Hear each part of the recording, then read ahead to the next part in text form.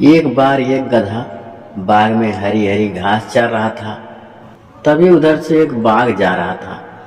उसने गधे से पूछा, कैसे हो भाई, मस्त हरी घास खा रहे हो? गधा बोला, ठीक हूँ भैया, लेकिन मैं हरी नहीं बल्कि नीले रंग की घास खा रहा हूँ। बाघ इतना सुनते ही भड़क गया, अरे कैसी बेवकूफ हो, जैसे बात कर रहे हो, घास भी कभी नीली होती है, घास तो हमेशा से ही हरे रंग की होती है। गधा इतनी बात पर अड़ा रहा, नई घास नीले रंग की होती है। धीरे धीरे उनकी बहस बहुत बढ़ गई।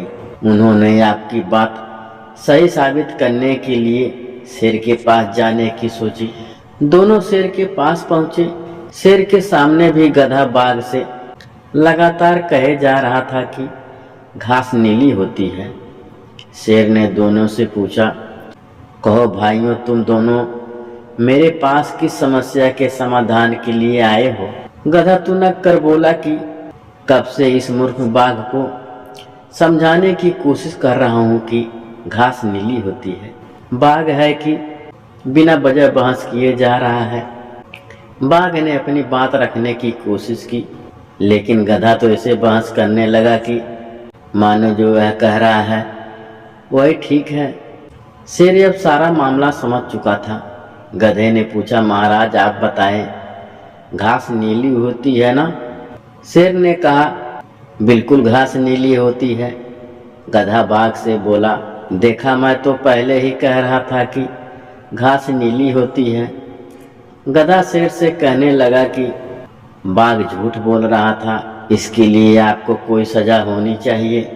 शेर ने कहा, तुम ठीक कह रहे हो, बाघ को कुछ दिनों तक मौन रहने की सजा दी जाती है। यह सुनकर गधा खुशी खुशी वहां से चला गया। बाघ शेर से बोला, महाराज मुझे आपकी सजा मंजूर है, लेकिन क्या घास सचमुच नीली होती है?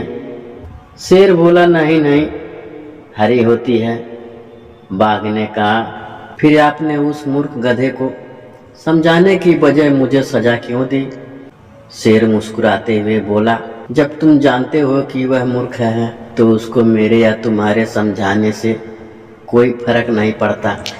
रही बात तुमको सजा देने की, वह तुम्हारे लिए एक सबक होगा कि दोबारा जीवन में कभी किसी मूर्ख को समझाने का प्रयास मत करना, क्योंकि वह तुम्हारी बात कभी नहीं मानेगा, बल्कि वह तुमको अपने स्तर पर ले जाकर अपनी बात सच साबित कराने की कोशिश करेगा, जिससे तुम्हारा समय और शक्ति दोनों व्यर्थ जाएगी।